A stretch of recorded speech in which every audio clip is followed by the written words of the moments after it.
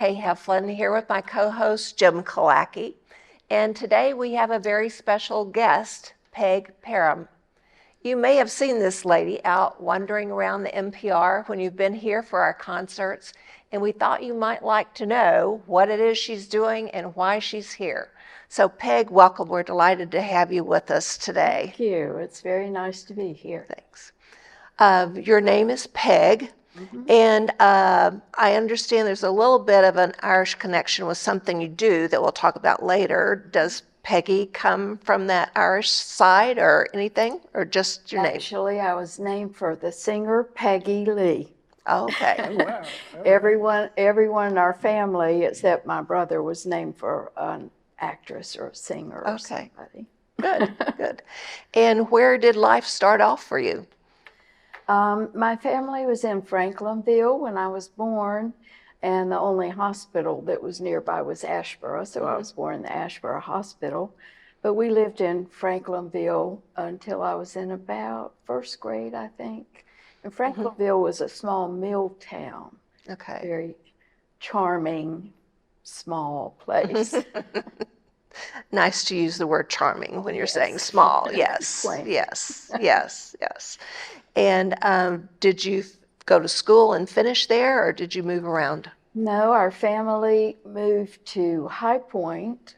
My dad got a job with a chemical company in High Point, and that was when we moved up to the big city. Okay. We thought that was a big city.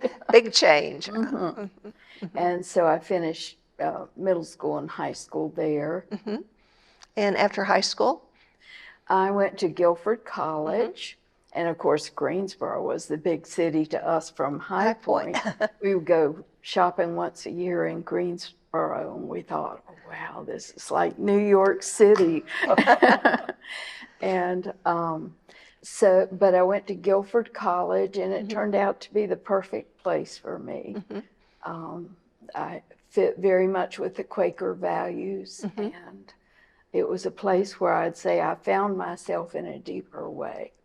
Nice, nice. What did you study? Sociology. Okay. I actually started out as a language major, and then I was an education for teaching major. And then one night in the dorm in my junior year, somebody was talking about social work, and I said, "What is that?" And when they told me, I said, "Well, you mean people pay you to do that?" Because I was a social worker in our dorm already. I just didn't know that's what it was. Didn't know you were. So I switched majors the next day and had to take lots of courses since it was my junior year. But I majored in sociology, and then I went to graduate school at UNC Chapel Hill and got a master's degree in MSW, social yeah. work. Yeah, good. Great. So did you work as a social worker for a while? I did. I did a whole career in social work. Music was always my first love, but everybody knew it was hard to make a living doing music. So I love social work too, and I was a natural for it. So it came very easy to me. And social work's a field where you can do a lot of different things that all fall under that degree. So I was a hospital social worker and a school social worker, and then I was the director of alternative education in the Guilford schools, and I was a family therapist at Gateway Education Center, which was a school for severely and profoundly disabled children. And so, you can just do a lot of different things with that degree. And I really enjoyed my career in social work. Okay. So then you retired from social worker, and now this is the Peg we know? Yes, I went back to my first love of music. And I was married to a musician for 23 years. And of course, worked behind the scenes with booking for him and stuff. But my music goes way back beyond that. Okay. So why don't you tell us a little bit about how you came to River Landing and what you're doing for us here? Okay. My sister Kay Pika had suggested that I talk with Brian, the activities director, about whether they might want me to bring some concerts here, because that's what I do now. And I've been doing that for quite a long time, since I retired from social work. And so Brian said, "Oh, okay, we'll try you." And after a couple concerts, he said, "Yeah, let's go with this." Yes. So I really enjoy producing concerts here and bringing. I think I have a good feel for what the residents here like and want to hear and like to dance to and sing along with. Right. And so when they give me free rein to just pick what I think y'all like, I think those are the best concerts we have. Yeah. It's been a little bit of a challenge this year with the decades designations for each month, because, for example, the 1930s and 40s was mostly big band music. Yeah. And it would cost a fortune To bring a big bands band in, here. yes. So I've been bringing small ensembles that do the music from that era, but you know, it's a little different from what we've been having. Right. So, but we'll get back up to the 50s, 60s, Yeah. 70s soon, and everybody will be dancing more again. How many groups or acts do you represent right now? Well, it's very fluid, because what I do is I work hard at knowing what everybody does and what they're good at. So then when opportunities come, I know exactly the right match for that opportunity. And so, you know, the ones that I really work regularly to book, maybe about 20, but I probably work into the mix about 100. Wow. And those are national and international level performers as well as local.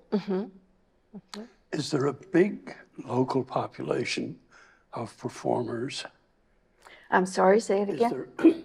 Is there a big local population of performers? Oh, like in yes. this either Yes. area of the state or how you Greensboro is such a wonderful music city. Yeah. We have, for some reason, musicians are attracted to stay in Greensboro.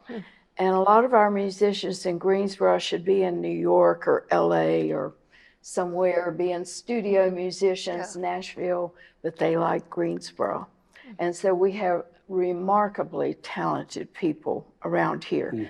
And North Carolina really has generated whole genres of music were invented in North Carolina. And so throughout the state, we had just remarkable musicians.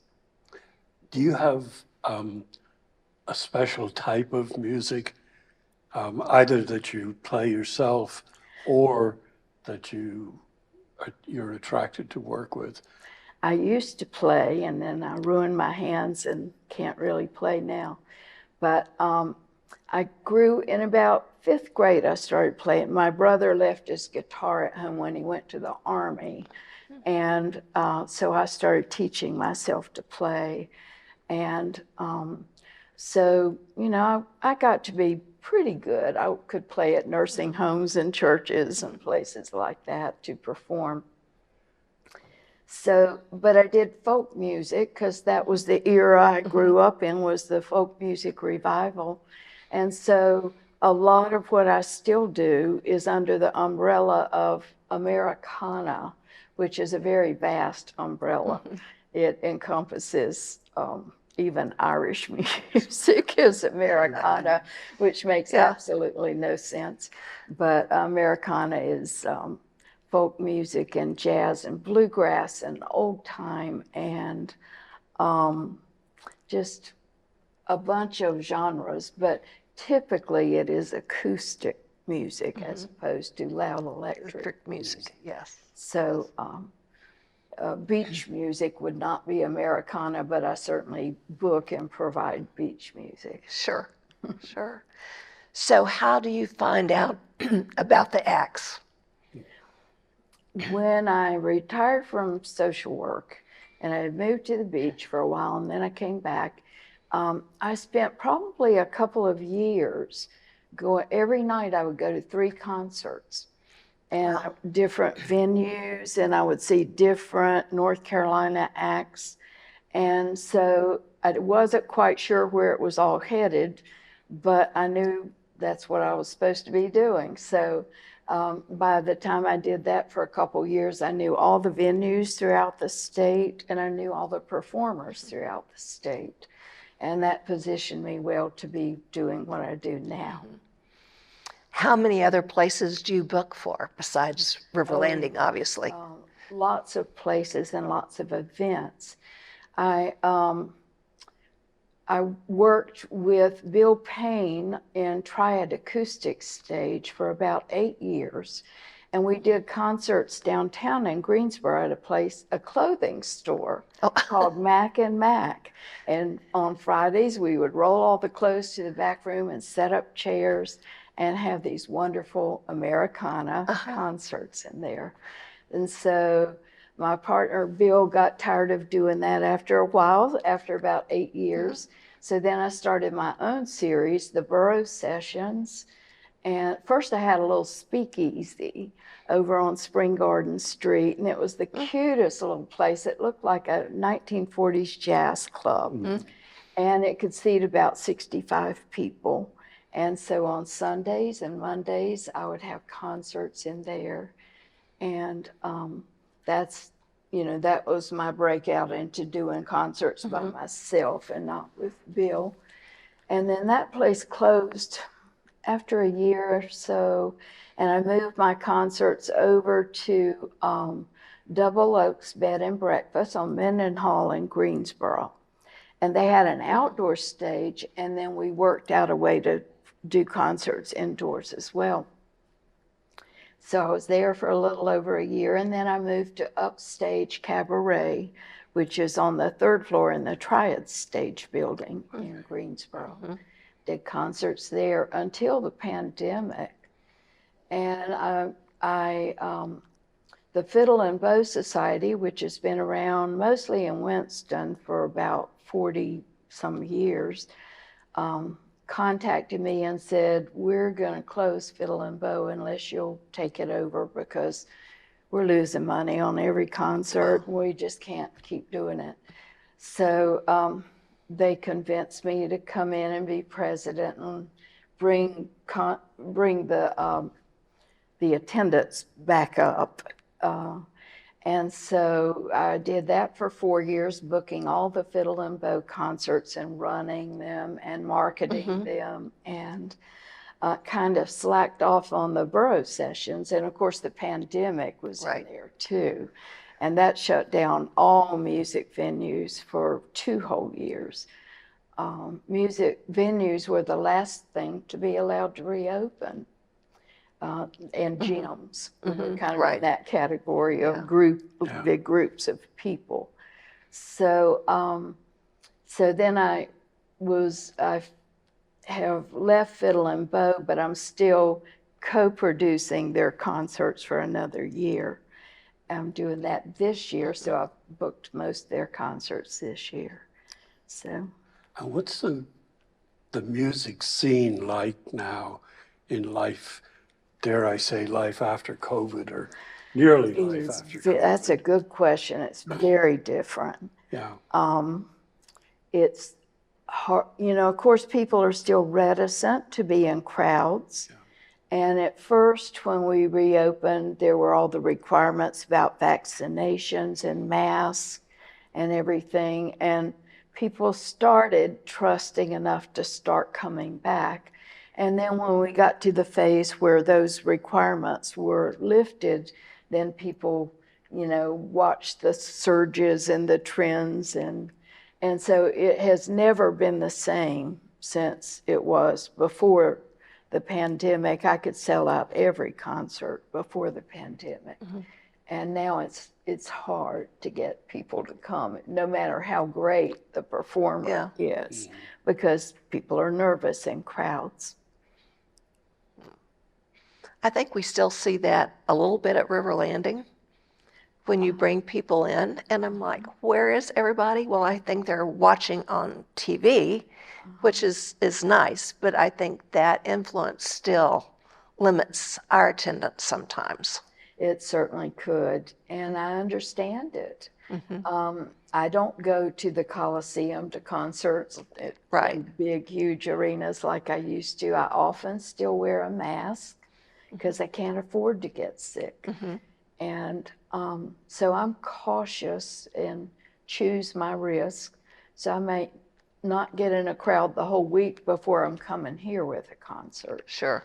to try to make sure that I'm safe to come here and that I won't be sick and not be able to do what I need to do. It's a challenge. I bet. Wow.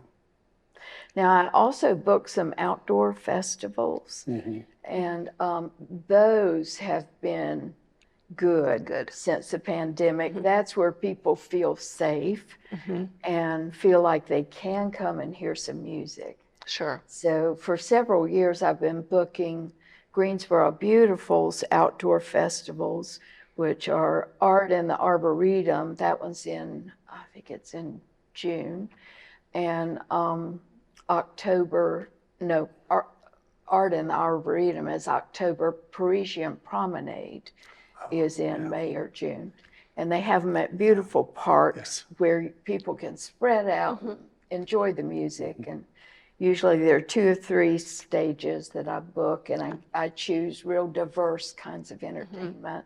So there's something for everyone at those festivals. And I also book the entertainment for TEDx Greensboro, TED Talks. Yes.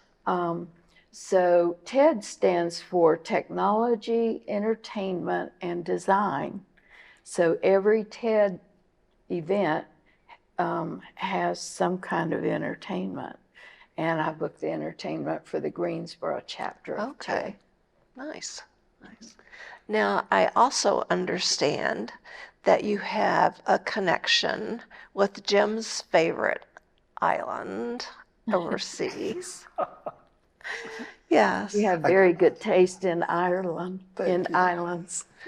I was going to ask that more broadly, so I wouldn't right. be accused, tell us about your international work. I work with a lot of Irish musicians. I go to Ireland probably way too much because I love it, and I love the people there, and I love the music, and am friends with a lot of musicians there. And so I bring them over here to and set up little tours for them. Okay. Maybe they're touring the East Coast, and I'll book their North Carolina part, maybe their Virginia part.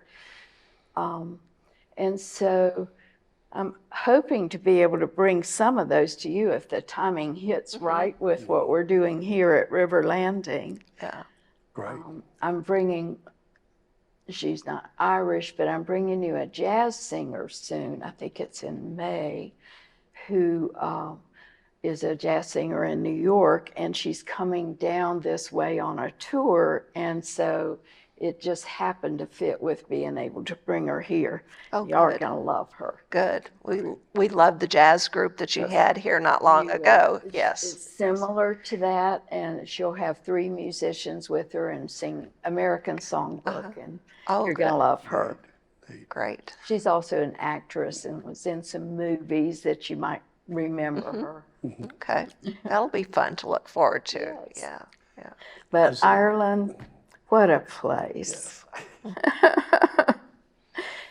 I just enjoy going there so much, and I try to do at least 2 or 3 weeks when I go. Yeah.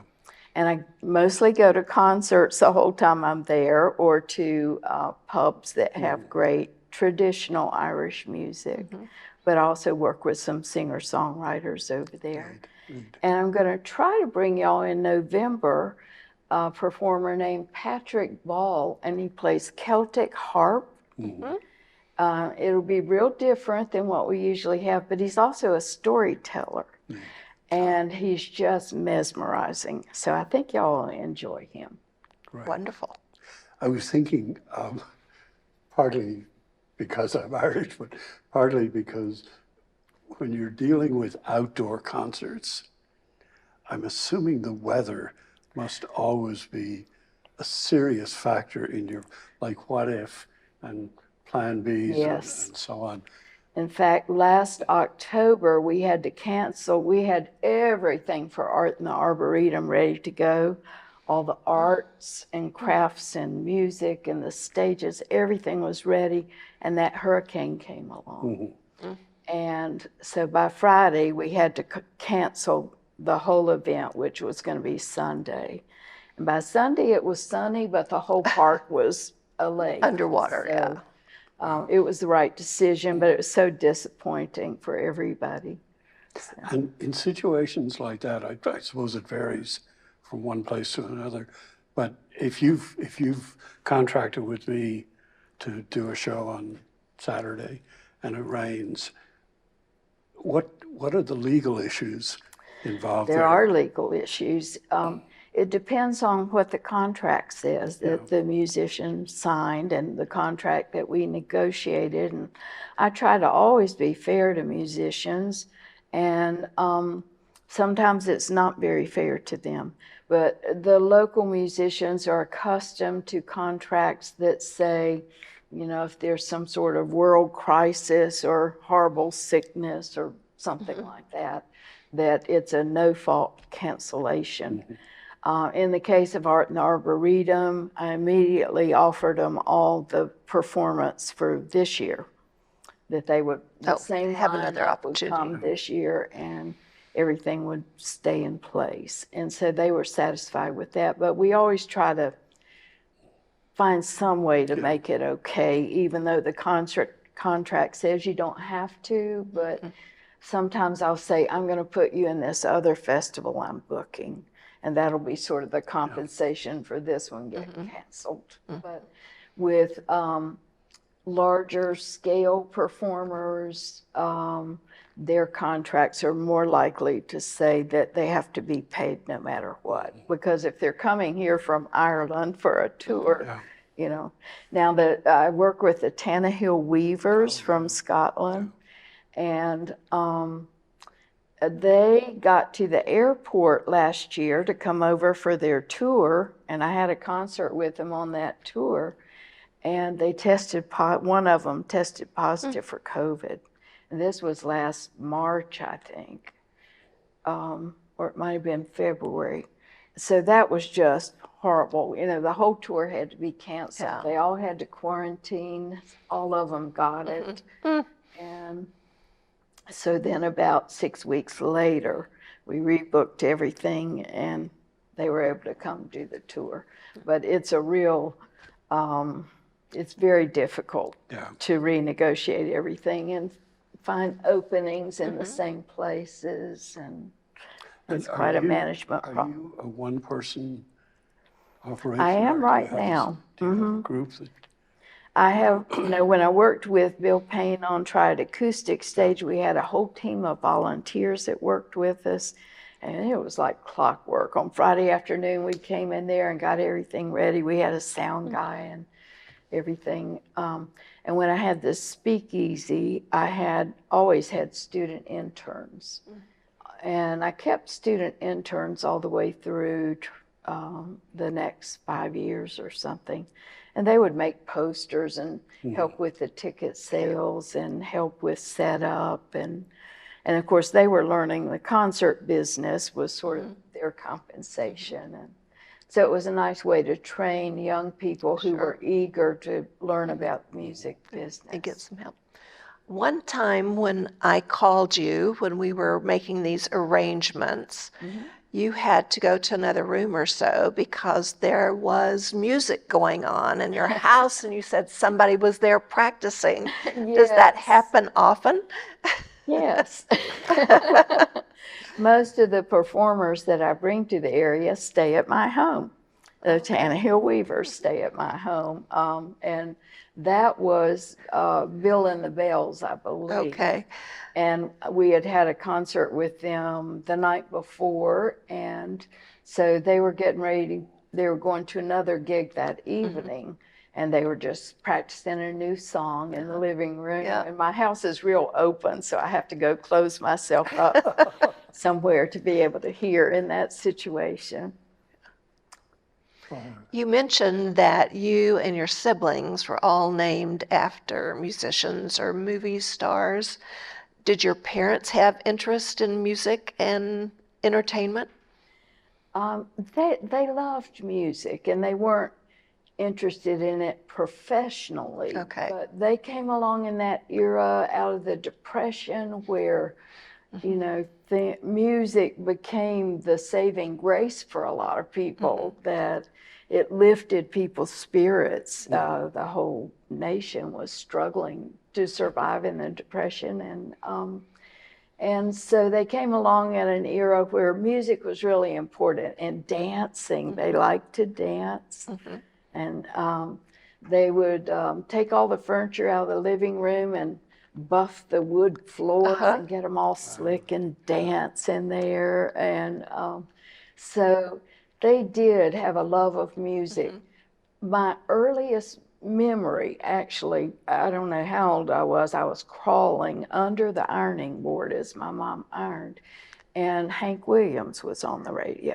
So they always had the radio on. It was Patsy Cline, Hank Williams, that era of music, Peggy Lee, and you know, movies were just getting to be a thing that you could maybe afford to go to one once in a while. We had a tiny little movie theater in Franklinville.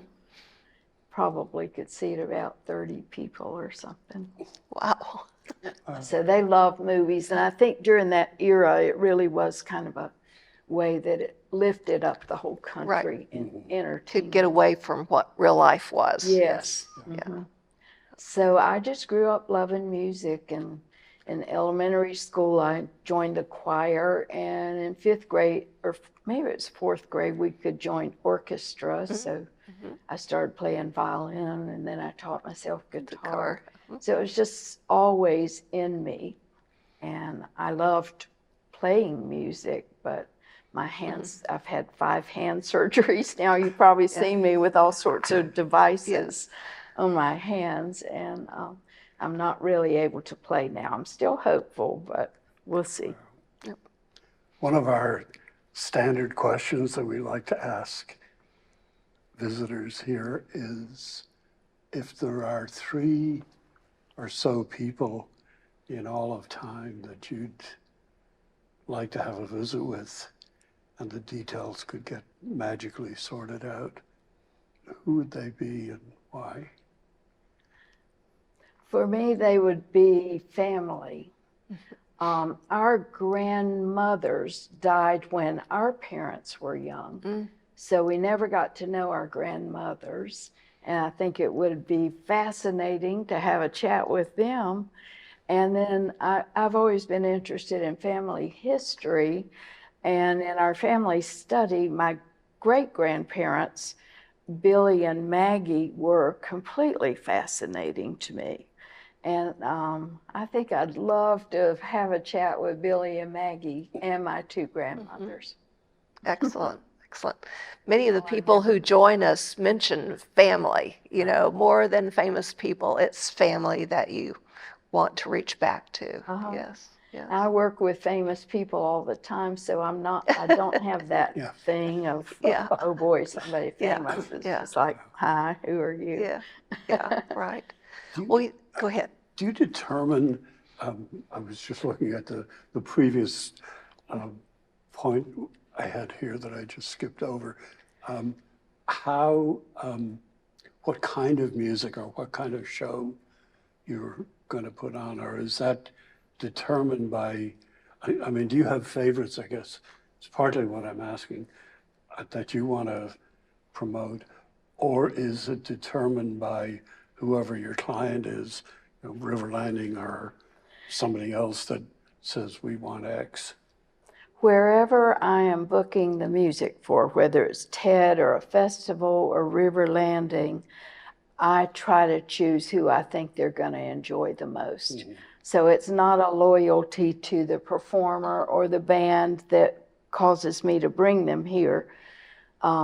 Usual, I have an innate sense about music so that I can tell you 2 or 3 years ahead who's going to win a Grammy in 3 years. And I like to book those bands who are incredibly talented and have the energy and the passion that just sets the audience on fire. So those are the kind of groups I look for in my concert series for festivals. And I try to always have diversity of genres of music, which Americana facilitates that well. As I mentioned, for here, this year we're doing the thing with the decades, and that's a little bit confining for me because I would more likely bring you music from the 1950s, 60s, 70s is the music that's in our minds. It's what we grew for up those with, eras. yeah. And I think you enjoy that more, but we'll play along with the decades thing for right. this year. All right, good. Well, Peg, thank you so very much for joining us. I'm glad we had this opportunity to get all of you to know who this stranger is running around the NPR during concerts. And now you know and can go up and tell her hello and how much you enjoy the entertainment she brings to us. So thank you very much. Thank all of you for joining us, and we will look forward to seeing you next Friday at 3. Thank you. Thank you.